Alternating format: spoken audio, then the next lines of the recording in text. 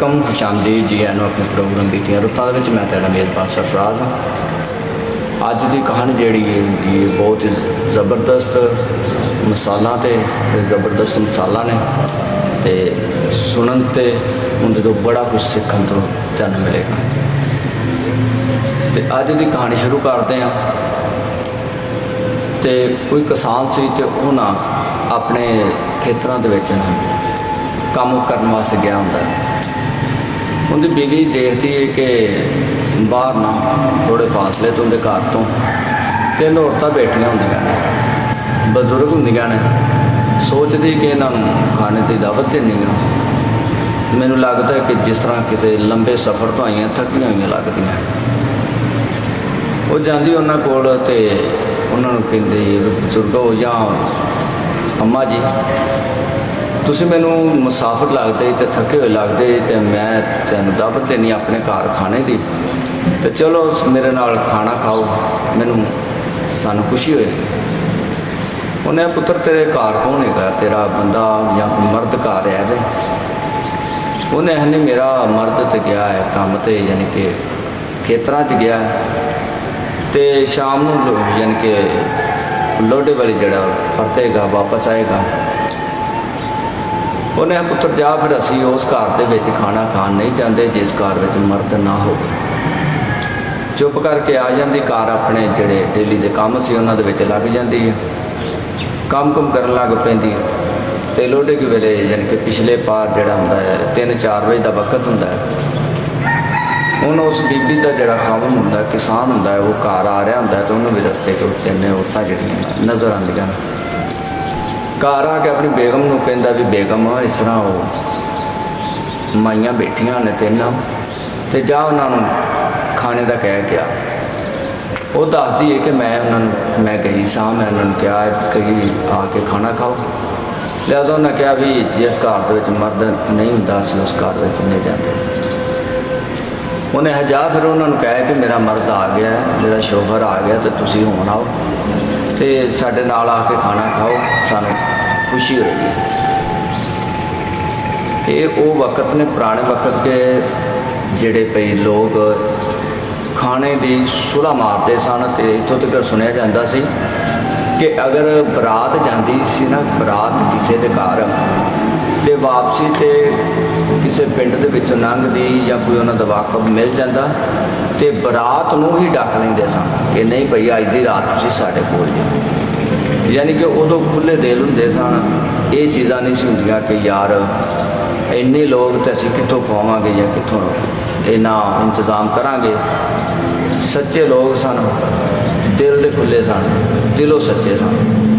तो साडे बजुर्ग ने जिन्हां को सुनने हुंदे सा कि बरातां जिहड़ियां ना जानियां तो उन्होंने 2-2 3-3 4-4 दिन लग जाने वापस आन लग्या। कभी किसी ने रात बरात डक लैनी, कभी किसी ने रात बरात डक लैनी भई अज दा खाना जिहड़ा तुहाडा साडी तरफ है, अज बरात तुहाडी इत्थे रुकेगी। तो उन्हां दे बहन दा सौन दा बंदोबस्त भी किया जाना पूरी बरात दा। अजकल तो एक प्राहुणा आ जाए ना तो इंसान को वक्त पै जाता, बंदे को वक्त पै जाता कि यार एक प्राहुणा आ गया। तो उदों लोग जिहड़े सन भई इंज कदर करते सन इंसानां दी, तो पूरी पूरी बरात रुकदी भी सी। तो ये लोग भी इन्हां नूं दावत दे रहे हैं खाण दी कि भई साडे नाल आके खाओ, सानूं खुशी होएगी। खुशी समझा जाता सी, अच्छा समझा जाता सी। किसी नूं खाना खवाना, दावत करना तो अपना बड़ा उन्हें एक समझते सी कि बड़ा स्वाब मिलता इहदे च, या बंदे की कदर करते सन कि ना भई कोई बंदा भुखा ना जाए। तो वो आंदी चलो ठीक है मैं जानी हाँ। जाके तो उन्होंने कहती कि मेरा शौहर हुण घर आ गया, लिहाजा तुसीं मेरे नाल चलो तो खाना खाओ। उन्हें पुत्र गल इंजे भई साडे 3 चों एक जनी तेरे नाल जा सकदी है, असीं जिथे भी जानिया एक जनी जाने, 3 असीं इकट्ठे नहीं जाते। उन्हें वजह उन्होंने बजुर्गों के विचों या उन्होंने माइयां दे विचों एक बोलती, उन्हें मैं हैगी हाँ दौलत। तो आपदे शौहर दे नाल मशवरा करके पूछ के आ कि तुसीं किहनूं बुलाना चाहते जी।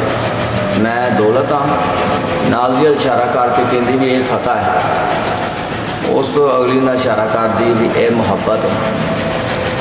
उन्हें आ ठीक है, जाती अपने घर ते जाके अपने शोहर को दसदी है, तो शोहर उनका कहता भी तू इंज कर, तू फतह नूं लै आ ताकि सानू फतह मिले, कामयाबी मिले, असीं कामयाब होना चाहते हैं।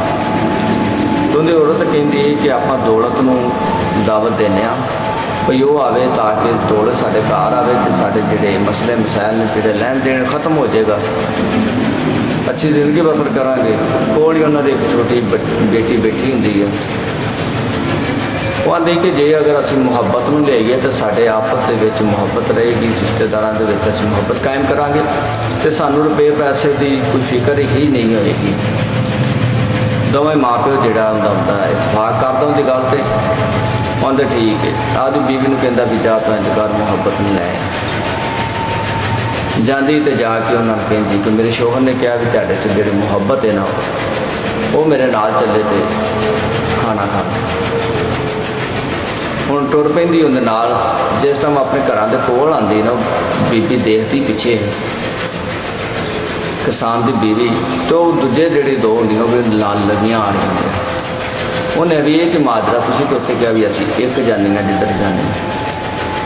हुण दूजियां जिहड़ियां वो कहंदियां दौलत ते फतह, वो आंदे सानू हुक्म है कि जिथे मुहब्बत होवे तुसीं उत्थे उनके मगर मगर चले जाना, असीं इहनूं कल्लियां नहीं छड्डदे। जिस बंदे को मुहब्बत है ना, मुहब्बत जुबान का मिठा है, यानी कि जुबान वैसे तो साड़ी नरम है, लेकिन उस नरम जुबान नाल असीं हड्डी भी तोड़ते हैं। किस तरह कि लड़ाई करा के, जुबान वैसे तो नरम है तो इनू इंसान नरम रखे तो उन्होंने मुहब्बत कहते हैं। अगले नाल खलूस नाल प्यार नाल गल करे, लहजा उनका जोड़ा धीमा होना चाहिए, ये फिर जी जुबान है नरम रही, मुहब्बत इंसान के अंदर आ जाती है।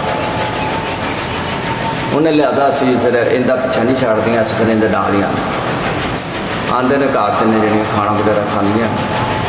मुहब्बत जी उन्होंने नसीहत करते, उन्होंने पुत्र मेरी एक नसीहत है वो याद रखना।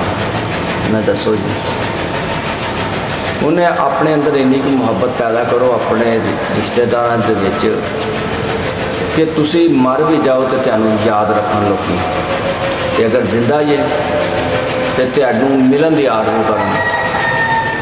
इहो जिहा काम ना करो, अपने अंदर नफरत जी उजागर ना करो, ताकि हर बंदा तुहाडे तो नफरत करे, तुहाडे मूँह तो नहीं तुहाडी कंड पिछे तुहानूं गाल कढे। इहो जिहा काम ना करो भई लोग तुहानूं गालां कढण। उन्हें ठीक है। दूसरी उन्होंने नसीहत करती है, उन्होंने पुत्र मेरिया दो गल्लां याद रखी। उन्हें दो जगह के अपनी बीवी का साथ कभी ना छड्डो। नंबर एक, जो तुहाडी बीवी बीमार है उस वक्त उनका साथ ना छड्डो, क्योंकि उस वक्त उन्होंने सब तो ज़्यादा तुहाडी जरूरत होती है। तो नंबर दो, उन्हें भी अपनी बीवी की इज्जत अपने घर वालों के सामने बनाओ, उस टाइम भी उन्होंने तनहा ना छड्डो। तो बीवी जिहड़ी हुंदी है उनके नाल अगर शोहर खड़ा है तो अपने आप को दुनिया की सब तो ताकतवर और जिहड़ी है वो तस्लीम करती है। उन्हें ठीक हो गया। तीसरी कहती कि पुत्र मेरी ये नसीहत है कि उन्होंने लोगों की कदर करी जिहड़े जज्बाती हो जाते हैं, गुस्से च आ जाते हैं, जज्बाती हो जाते हैं, गुस्से च आ जाते हैं तो निक्की निक्की गल तो रो देंगे। उन्हें ऐसे लोग जिहड़े होंदे ना रिश्तियां नूं दिमाग तो ज़्यादा दिलों निभाते हैं। तो ऐसे जिहड़े लोग होंदे ने वो तुहाडे वास्ते एक नेमत होंदे ने कि उस नेमत नूं जिहड़ा तुसीं ज़ाया नहीं करना। ऐसे शख्स जिहड़े ने, ऐसे लोग ने जिहड़े वो तुहाडे नाल चलना जानते हैं, तुहानूं कभी भी धोखा नहीं देणगे, तुहाडी कंड पिछे कभी वार नहीं करनगे। ये तिन्ने नसीहतां तिन्ने दिंदे ने ते वो तिन्ने चीज़ां जिहड़ियां उन्हां दे घर जिहड़ियां ना आ जांदियां ने। तो ये सी अज की कहानी, अज का टॉपिक। उम्मीद है कि तुहानूं चंगी लगी होएगी। तो मैनू अपने मेज़बान सरफराज नूं तो इजाज़त, नैक्सट वीडियो में फिर तुहाडे नाल मुलाकात होएगी। तद वास्ते अल्लाह निगहबान। पाकिस्तान जिंदाबाद, बाफर जिंदाबाद।